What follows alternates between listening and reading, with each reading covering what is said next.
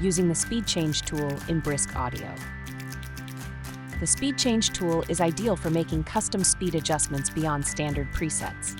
It's great for matching tempo between clips, fine-tuning pacing, or experimenting with creative timing effects. To begin, click on the Effects tab in the left-hand navigation menu and select Speed Change.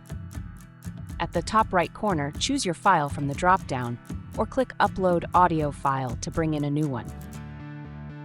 Use the Speed Change % control to adjust playback speed up or down. You can enter a value manually or use the slider for real-time changes.